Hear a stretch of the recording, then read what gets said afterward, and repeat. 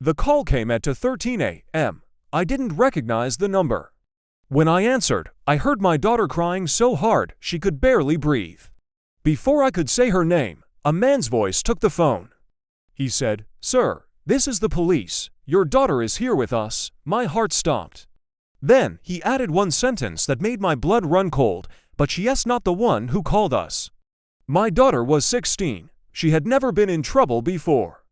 No drugs, no fights, no lying. That night, she was supposed to be at her best friend's house, just a streets away. I checked my phone. No missed calls, no messages. The officer told me they were at a local station, less than 10 minutes from my home. I asked him what happened. He paused. Then he said, "We're still trying to understand that ourselves." My daughter got back on the line. Her voice was shaking. She whispered, "Dad." I didn't do anything. In the background, I could hear another officer say something I wasn't supposed to hear. Check the footage again. That's when I realized, whatever this was, it was already bigger than a simple mistake. I drove to the station faster than I ever had in my life. Every red light felt like an hour. Every thought was worse than the last. By the time I pulled into the parking lot, my hands were shaking so badly I could barely turn off the engine. Inside, the station was quiet, too quiet.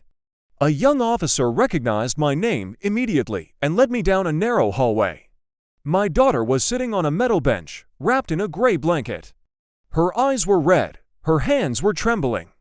I ran to her, but an officer gently stepped between us. "We need to ask her a few more questions," he said. I asked the only thing that mattered. "What is she being accused of?" The officer hesitated. Then he said, "She was found at the scene of a reported assault." The word assault echoed in my head. I looked at my daughter. She shook her head immediately. "Dad, I swear." "I was just walking home," she said. According to the report, a woman had called 911 claiming someone attacked her in the parking lot behind a closed grocery store. When officers arrived, the woman was gone. No victim, no witnesses. Just my daughter standing alone under a flickering streetlight. I asked the officer why she was still being held. He leaned closer and lowered his voice. "Because the call didn't come from the victim," he said. "It came from inside that parking lot, from a phone that doesn't exist." That made no sense. Phones exist, calls come from somewhere, but when I asked for more details, he said something that chilled me. The number that called us vanished the moment we tried to trace it. Then he added quietly, "And your daughter wasn't alone on that footage." They showed me the footage in a small room with no windows. The screen flickered, then froze on a grainy image of the parking lot. It was almost empty. Almost. My daughter appeared first, walking fast, phone in her hand, hoodie pulled tight around her face. She stopped near the center of the lot. Looked around. Then, she froze. I leaned closer to the screen. "Pause it," I said. The officer did. That's when I saw it. A shadow behind her, too tall, too still. It didn't move like a person walking. It shifted, almost slid. I asked if the camera was broken. The officer didn't answer. He played the video again, slower this time. The shadow disappeared for a few frames, then reappeared closer. My daughter suddenly turned around and screamed. That scream wasn't picked up by the camera's audio, but I recognized it instantly. I've heard it once before when she was a child and thought she was drowning. The next frame showed police lights flooding the lot. And then nothing. The officer told me something I wasn't prepared for. "That shadow," he said, "appears on 3 other calls this month. 3 different locations. 3 different victims, no suspects, no arrests." I asked why the woman who called 911 was never found. He swallowed hard before answering. "Because every time we arrive," he said, "the caller is already gone." That's when another officer entered the room.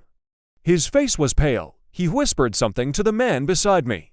Then they both looked at me. "Sir," one of them said slowly, "we just confirmed something." My chest tightened.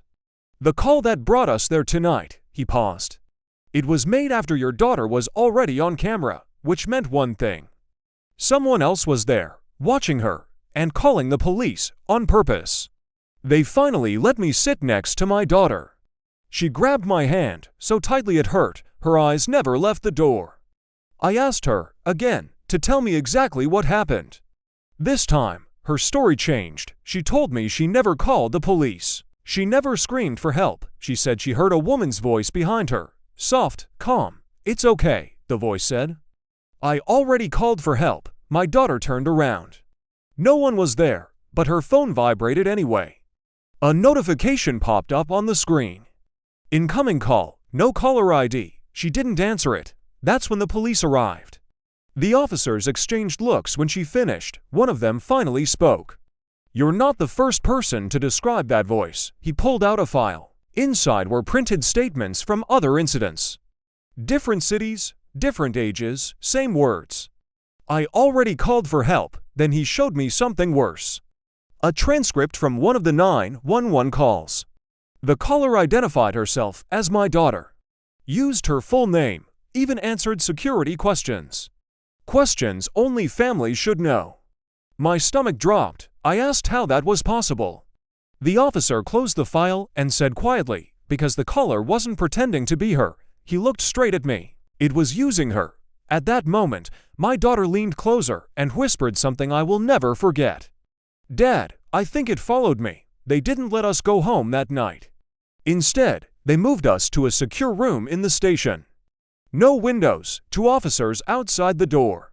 I asked if my daughter was in danger. One of them answered honestly, "We don't know," he said. Around 4 a.m., a senior investigator arrived, older, calm, the kind of man who had seen too much to panic anymore. He asked to speak to me alone. He told me this wasn't a criminal case, it was a pattern. Over the past year, emergency calls had been placed from people who never touched their phones. Calls that knew names, addresses, family history. Every incident started the same way, a voice offering help. And every incident ended with one thing in common. The person who heard the voice began receiving calls afterward. Calls that only rang once, calls that left no record. My phone vibrated in my pocket, one ring, then silence. The investigator's eyes locked onto mine. "Don't answer it," he said. At that exact moment, my daughter screamed from the other room. When I ran in, she was staring at her phone. The screen was lit up. "Incoming call, Dad," but I was standing right in front of her. The phone answered itself, and I heard my own voice come through the speaker.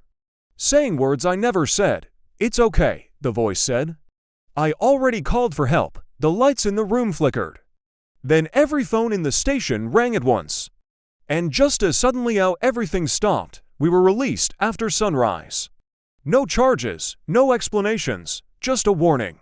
The investigator told us to change our routines. Change numbers, never answer unknown calls. They said the incident would be marked as unresolved. The footage disappeared a week later. The report was sealed, and the other cases. I tried to look them up. They were gone too. My daughter stopped walking alone. She stopped sleeping through the night. Sometimes I'd hear her phone vibrate at 3 a.m. No missed calls. No notifications, just the screen lighting up.